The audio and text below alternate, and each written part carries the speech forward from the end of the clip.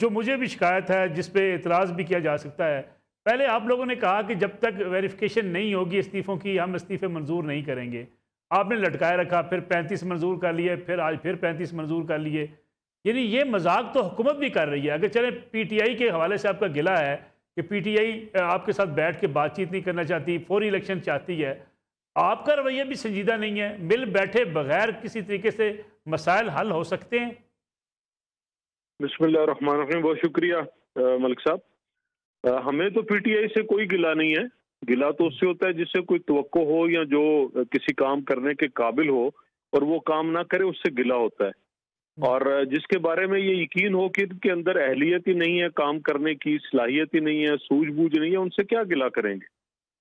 امجد خان نیازی صاحب کسی سابقہ پروگرام کا گلہ کر رہے ہیں، تو نیازی صاحب آپ نے اسمبلی توڑی، ابھی نگران وزیر اعلیٰ مقرر ہونا ہے، جتنے کام ہونے ہیں وہ ایک پروسیس سے ہوں گے۔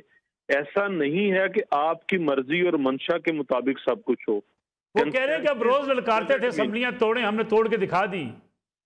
تو ہم آگے پروسیس چلا رہے ہیں نا جی۔ ان کو بلایا کہ وزیر اعلیٰ صاحب تشریف لائیں، نہیں آئے، نام بھیجے، وہ پارلیمانی کمیٹی کو دیے ہیں نام، اور اس سے آگے پھر الیکشن کمیشن کی طرف جائیں گے۔ اب ان کی بڑکیں دیکھیں، ہم الیکشن کمیشن کا فیصلہ نہیں مانیں گے۔ بھئی جب آئین اختیار دیتا ہے، یہاں تو آپ وسعت نظری دکھاتے، وسعت قلبی دکھاتے، جمہوری رویہ دکھاتے، آپ گورنر ہاؤس تشریف لے کے آتے۔ پھر آپ کا گلہ حق بجانب تھا کہ جی ہم گئے تھے، بیٹھے تھے، بات سنی نہیں گئی۔ آپ بیٹھنے کے لیے تیار نہیں ہیں، جانے کے لیے تیار نہیں ہیں، کسی کو اپنے پاس بلانے کے لیے تیار نہیں ہیں، اور پھر اس کے بعد یہ گلہ آپ کر رہے ہیں۔